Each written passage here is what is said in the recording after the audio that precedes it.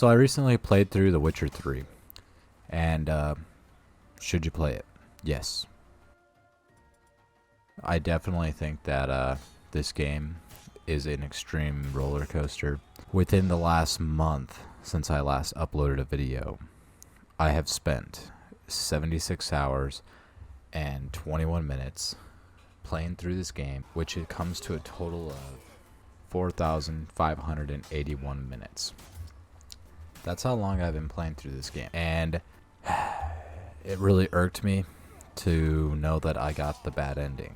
But at the same time, it kind of makes me want to go through and try and play through it again. But let's go through and let's kind of talk about what type of game this is for, like, maybe you'll fit in the category. So if you're somebody who's got a very busy life schedule and you can only cram in a few hours a day, and most of those hours are spent playing with friends on multiplayer games, you probably shouldn't waste your time trying to pick up this game. But if you're somebody who loves storytelling, loves to adventure, and you love the medieval lore, and you like fighting mythical creatures in games, and honestly, this game is definitely worth the purchase. I purchased the Game of the Year edition, and I don't regret it. I bought the game for like $10 or $5 or $10, and that was a great purchase. I still have the DLC to go through. Overall, that 76 hours that I put into this game over the course of a month, which I don't have a lot of time to play games at the end of the day. So typically, a 16-hour game takes me a full week. You know, I'm going in for about an hour and a half or so a day. Hour and a half, 2 hours a day. So anyways, for somebody that has that little bit of time, I found myself wanting to explore more. Now, the one downside I will say about the story is the very beginning is such a drag, because Geralt is got so little abilities. He doesn't have a whole lot going for him in that very beginning section. But like, god dang, man, once you get about 10, 15, actually maybe even like 20 hours in, the game starts picking up. You get cutscenes, and it becomes an extremely fun game because you kind of learn new ways to approach people. You become a pairing master. You start unlocking armors that are like they're very nice looking. You start unlocking weapons that you get attached to, and that's another issue I have, is it is an RPG looter type game. So every time you get attached to a special sword, or even like the way an armor looks on Geralt, you're finding new ones that are just way better. So then you just have to make peace and say goodbye to your weapons and your armor. But anyways, back to the main thing we were just talking about. This game is definitely worth the playthrough. The only people I suggest don't really get into it are the people that don't have the time. They lack the focus to play through a game this long, because I know people who didn't even want to play through Red Dead Redemption 2 because their lives were too busy and they just didn't see themselves progressing forward through the game, and they only got for like the first couple hours. But definitely think that this game is one of those games that you can spend a lot of time and get lost in, especially if you have the time, because I was spending hours on the weekend. I was spending a lot of time, like 5 hours a day on the weekends, just playing through. And sometimes I was going through and playing through side quests and doing like Witcher contracts, which those were the fun things that I really enjoyed. But getting through the story and like finding out what's going on, that's what it really led up to. That's what the enjoyment came out of, is seeing Geralt progress, and as he searched for his daughter Cirilla. It just is a very good story. I'm going to kind of toss in a spoilery thing here, so if you have played it, you know what I'm talking about. So I'm going to actually give it a couple seconds. Alright, so like every single time you interact with Ciri, and then she has those little flashbacks of like her and Geralt having like a good time together, and it's just very endearing moments. The bad ending sucks. Like, that fucking sucks, because like you get to see Ciri, and she sacrifices herself for something that you don't even know if it worked. And that little lead up moment, right whenever she's seeing her past with Geralt, and like it shows you that, hey, she had a bond with him, and that just sent chills down my spine. And the way Geralt just gave up at the end, I respect that. Like, I understand. He lost a lot. He lost somebody he really cared about. And it kind of made the whole entire search worthless. It's like, why did Geralt spend so much time looking for somebody that he ended up losing? But it's definitely, I don't regret playing the game. I definitely want to play through it again. Just not right now, because I've got other games I'm playing through right now that I want to get through. Alright, so now that I got that spoiler part out, let's talk about the mechanics.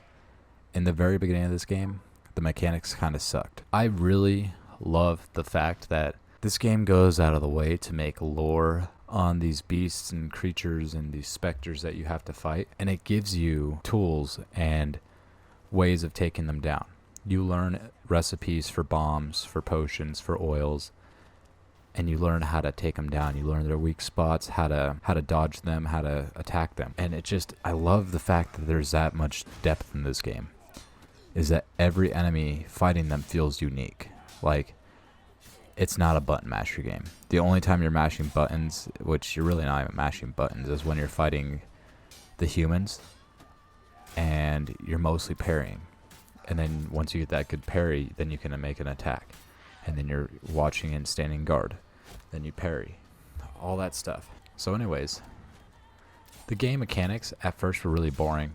But once Geralt started picking up and he started, amputating people, decapitating people, that's when the game picked up. And then you start making new progressions inside of your spells. That added a lot of fun. So as far as performance goes, like playing the game, it felt very solid.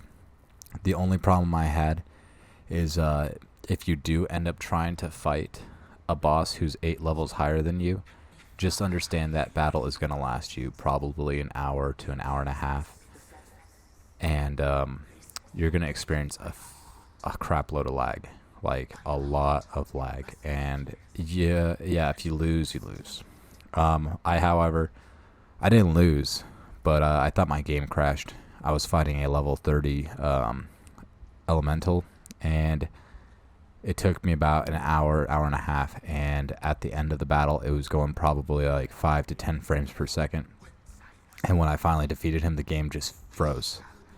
And I was like, that was all for nothing. I wasted my time. The game finally continued, and then like a couple moments later, I had to fight a level 30 fire elemental. So I just said, nah, you know what, I'm done for tonight. I'm going to bed. So just be warned, don't try to fight enemies that are higher than you. You can most likely defeat them, but you have to be good at dodging, and you have to know what spells to use, and it might not be worth it. So as far as story goes, this game had a really good story. I really enjoyed it. At first, the characters, I didn't really like the way their dialogue went, but as it progressed, I got used to it, and I started enjoying the fact that they all kind of sounded clunky, if that makes sense. It wasn't very fluid, but I really did enjoy it because it kind of felt, I guess you could say, more natural. Because it's like, when you talk to people in real life, you're not going to sound perfect. Sometimes you're going to be clunky. You're going to stumble and shit. So the story, though, it was a roller coaster, because I did get that bad ending. I really do feel disappointed in my actions, but at the same time, I feel like that was the best ending for me to receive, I guess. But yeah, eventually I'd like to play through it. I'll probably do a walkthrough, because I need to watch a walkthrough in order to get a good ending, because I don't know what the heck I did to get a bad ending. The visuals in this game, I'm playing it on Xbox One X, and sometimes you'd get stuff that kind of just, it looked really Xbox 360 days, but not much I can complain about there.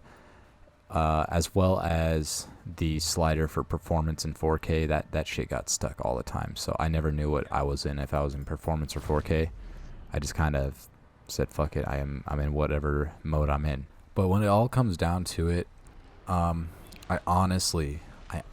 swear to God, I think more people need to beat this game.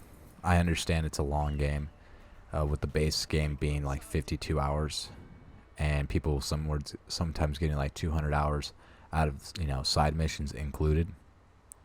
Me alone, I got 76 hours, and I didn't even do that many side missions, I don't think. So it's definitely something that I recommend to people that have the time, that have the drive to play something that is more in-depth and story-driven.